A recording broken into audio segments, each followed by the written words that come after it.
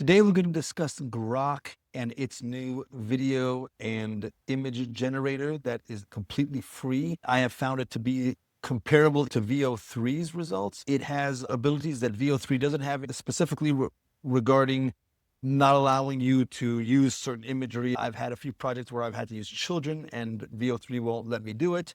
And its speed, it is very fast. So let's take a look. Here you see I'm in Grok. On the left, you will see a bunch of options, and one of them is Imagine. Here's where it gives you a lot of inspiration. You can type something in and it'll give you an image. I tried it a few times. I was not happy with the images that I got, but that's okay. I have a workflow for my images anyways. So I would make my images the way I always do. Then you click here and you say upload the file.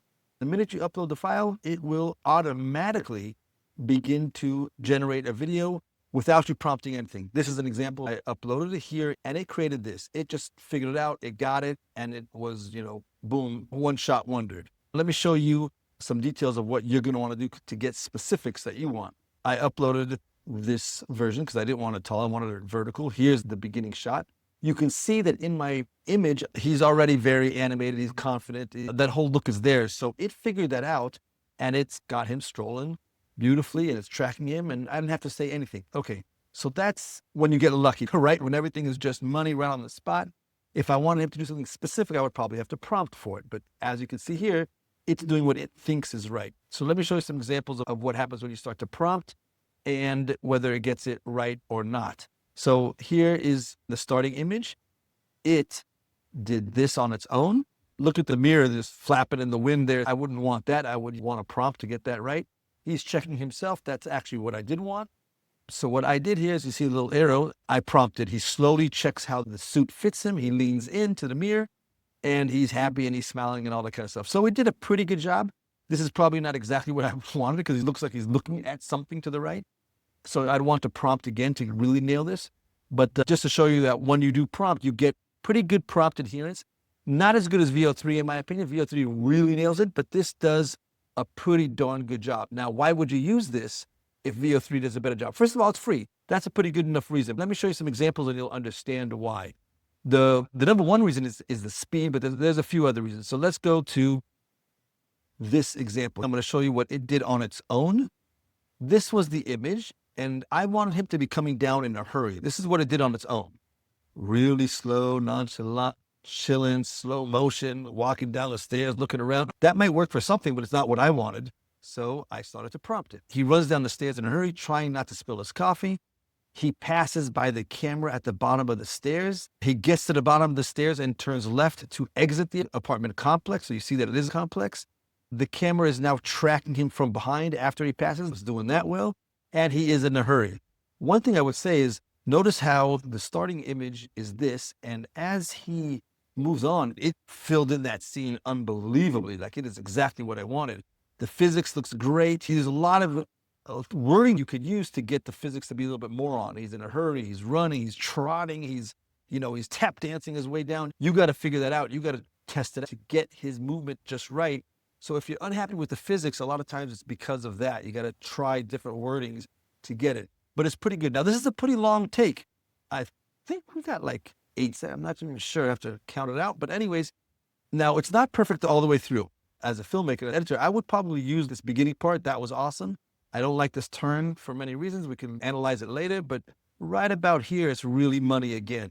So I would probably edit it like boom, and then cut to right there. And that's how I would use it. A few things on how to use this. You see here, these 3 buttons, you click on that. You can do upscale. And that's amazing. When you upscale it, it'll turn it into a higher resolution. When you hit upscale, this little button here will turn into, it'll say HD by it. Let's go to a few more examples and you'll get when it works, when it doesn't, how it works, how the prompting really nails it and whatnot. So I started with this shot here and I wanted him to be in a hurry. I wrote that he quickly walks up to the coffee, but its first attempt was, this is what its first attempt on its own. Again, it's trying to figure out what the scene is. And again, sometimes it's right, sometimes it's wrong. Here it was way off again. How will it know that I want it to be fast? So I prompted, he walks up to the coffee cup, picks it up and continues to walk forward quickly past the camera.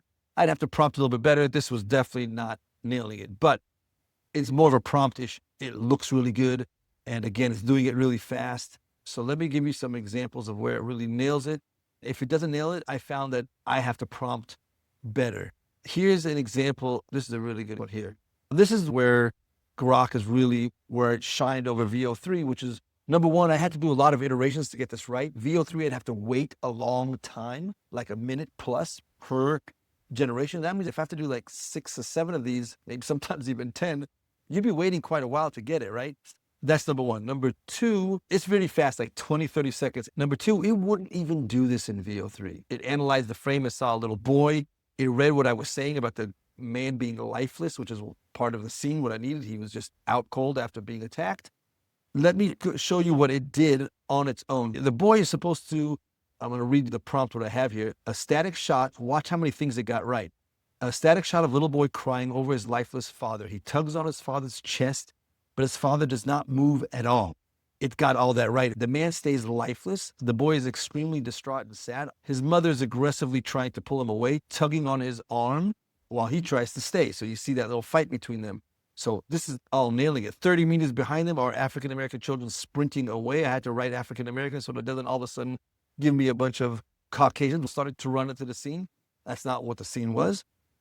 Children sprinting away from the camera super fast in fear. You see all that is happening. The focus stays on the boy and his lifeless father throughout the entire shot. So it got everything. The client was super happy with this. Let me show you how many rolls it took. The funniest part is this first one. This is the one where Grok just takes your image and automatically makes an image, makes a video out of it. Like, while you're even thinking what to prompt, it's already generating the first one. It just decides, hey, why not? Let's give it a go. So it made the boy clapping. The man got up, nowhere near what I was trying to do. If you hit this little right arrow button, you can see I started to do the prompting. And the kids are running left and right really strangely, so I had to prompt that. The kid is tugging on his arm instead of on the chest. I had to improve that part of the prompt. As you can see, I had to do a lot of little things in the prompt to get it right. And yeah, if you see on that last shot, all of a sudden the man started to get up, which is why I had to start prompting. He stays lifeless. But looking at this last one, look at how amazing this is. Now, what I'm noticing on the one before, look at how the wind is blowing on that tablecloth. It didn't do it on this last one, which I'm only noticing right now. If I wanted to, I could have said, oh, I could have just prompted that in because that was a pretty good thing that it did on its own. There's even a car in the background driving. This is incredible. Then if you wanted to, you hit that upscale button, you see that little HD next to the video part? There you go. When you hit download, it's going to download the HD version. The quality is a little bit better. Like instead of it being a 2 megabyte video, it's like a 7 megabyte video. If you want a high resolution, you go into other programs to do that. So this is Grok. Highly recommend you play with it. While I was doing things in VO3, many times I'd prompt something in VO3 and then I just go to Grok and do the same thing. I could do like 2 or 3 versions in the meantime while I'm playing with VO3 and no credits and no nothing. Yeah, very good. Definitely jump in. There's nothing to lose.